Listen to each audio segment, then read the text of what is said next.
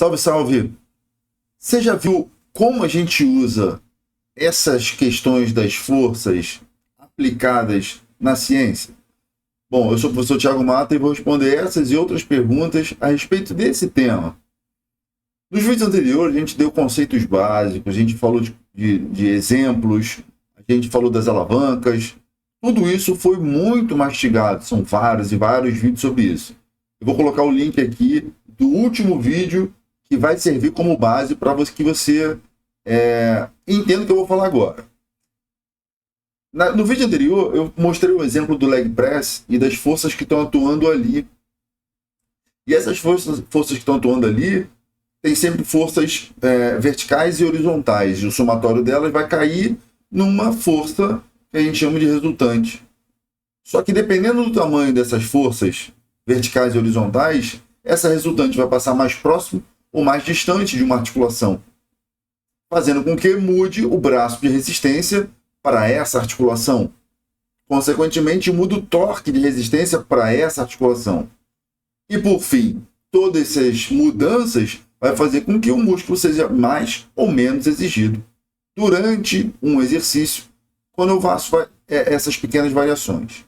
E eu também posso fazer pequenas variações, mudando questões dessas forças que vão passar perto ou longe das articulações, exigindo do músculo ou mais ou menos a partir de pequenas mudanças que eu mesmo vou fazer. No vídeo de hoje eu vou falar sobre basicamente um trabalho, um artigo científico que foi publicado alguns anos atrás, de pesquisadores que mostraram isso na elevação pélvica, no hip thrust. Então, continua aqui comigo, sem deixar de dar o like no vídeo, de compartilhar e de se inscrever no canal se você ainda não é inscrito. Não deixe de fazer isso não, porque dá trabalho de montar esses vídeos, e de forma que, sim, como que eu consiga reproduzir o que eu faço nas salas de aula, para você poder usar de diversas formas possíveis, tá bom? Eu vou compartilhar aqui a minha tela. Bom, eu comecei, deixa eu só botar aqui para configurações ponteiro de laser, porque é o seguinte, vamos resolver um problema. Eu trouxe o problema para vocês no vídeo passado, e eu quero trazer uma solução para esse problema. Não adianta nada eu apenas dizer que tá tudo errado. Eu acho que não vale a pena. O que eu quero agora é trazer alguma informação nova. E isso vem em um exemplo de um artigo científico. Quando a gente pega a elevação pélvica, ela é basicamente um exercício realizado no plano sagital, né? E aí o movimento é de flexão e extensão de joelho, quadril e tornozelo, que acontece ali com um cara que está apoiado no banco, pé apoiado no chão e coloca a barra na cintura. Então eu tenho aqui já de antemão já as articulações já preenchidas, né, os eixos articulares do tornozelo, do joelho e do quadril,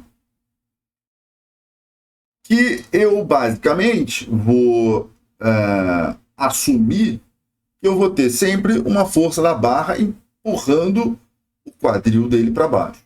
E se eu tiver apenas essa força da barra empurrando o quadril para baixo, eu realmente não vou ter torque no quadril, né? Se eu tiver assumindo apenas essa força, sim, eu só vou ter a força da barra empurrando o quadril para baixo.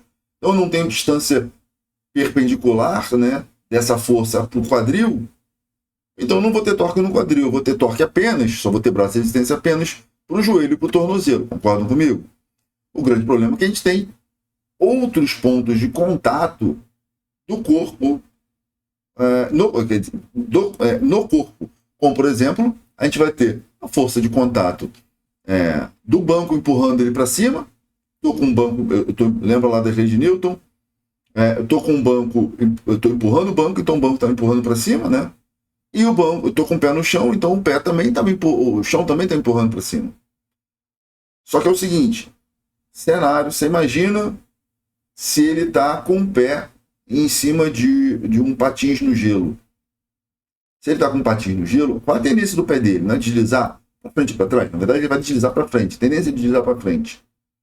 E não desliza para frente porque o chão está empurrando o pé dele para trás. Então, eu vou ter, da mesma forma, o banco. Imagina se ele está com um banco com as costas num ambiente, numa superfície extremamente lisa, ele vai deslizar para trás.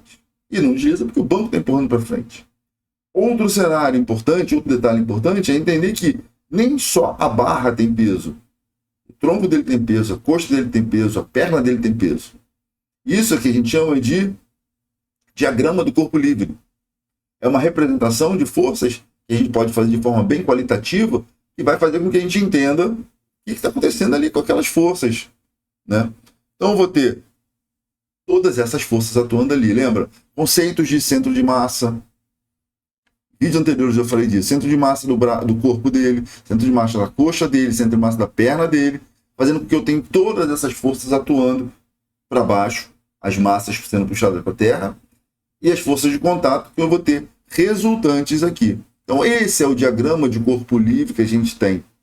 E esse diagrama de corpo livre vai fazer com que todas essas forças vão fazer com que eu gere torque flexor de quadril e torque flexor de joelho. Tá bom, Thiago? Até aí tudo bem, você já falou disso em algum outro momento. E esse é o diagrama de corpo livre qualitativo que eu, Thiago, fiz para poder demonstrar o que a gente tem nesse exercício, na elevação pélvica. Só que é o seguinte, a gente tem outras possibilidades para a gente poder entender o que a ciência diz sobre o assunto. Antes de eu começar a falar disso, só para deixar claro, se você quiser saber um pouco mais sobre isso, eu te convido a participar do método base. Então, eu vou deixar o link na descrição para você poder acessar, ou então vai aqui nesse QR Code que está aqui em cima. Eu mostro tudo que a gente vai entender a respeito desse assunto, por exemplo. E é o que a literatura traz, a literatura científica traz, e que a biomecânica traz de método científico para poder quantificar a demanda muscular. Nesse cenário, a gente tem algumas possibilidades. Dentre elas, a gente chama de uma, que a gente está vendo agora, como dinâmica inversa com modelos corpos rígidos. A gente tem outras, que estão aqui apresentadas, são apresentadas nesse artigo, que eu destrincho bastante no método biomecânica aplicada à seleção de exercícios. Esse é um dos módulos desse curso. Então, assim, pensando nisso, e voltando lá para a elevação pélvica, e esse cara, o Brasil Colaboradores, publicaram esse artigo na PLOS ONE, essa revista, que tem um fator de impacto de 3,7. Quem quiser saber um pouquinho mais disso também, lá no método base eu mostro o que é isso. É uma métrica qualitativa do artigo, é uma boa revista, por exemplo. Ele faz a análise biomecânica da elevação pélvica, via dinâmica inversa, com modelos corpos rígidos. E nesse artigo, ele traz esse diagrama de corpo livre, que é basicamente bem parecido com o que eu tinha criado lá. Só que é o seguinte, o diagrama de corpo livre a gente traz uma imagem, uma foto. E o exercício, ele acontece de forma dinâmica. E aí, no artigo, ele avalia de forma dinâmica, trazendo uma informação extremamente relevante. Para isso, para entender dessas forças, ele colocou duas plataformas de força, uma em cada pé e uma plataforma de força nas costas. Plataforma de força, para quem não sabe, é uma balança bem sofisticada, tá? Só para você poder entender, que mede forças, né?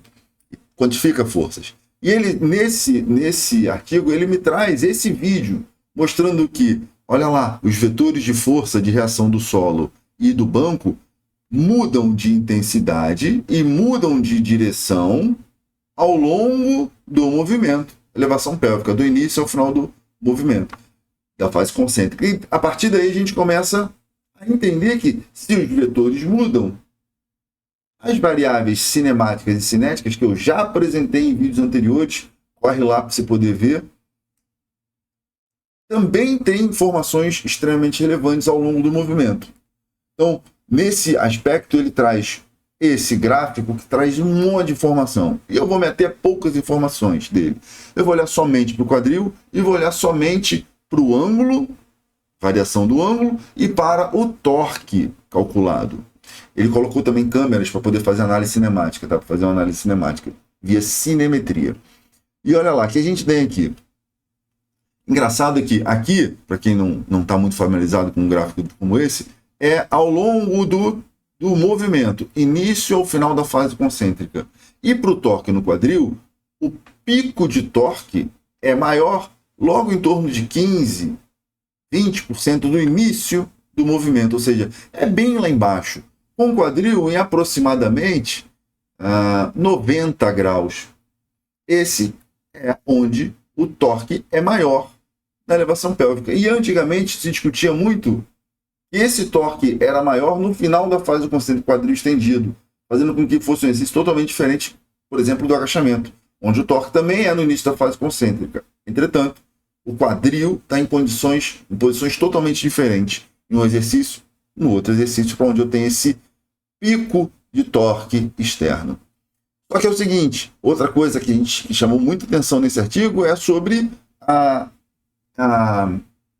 variação angular.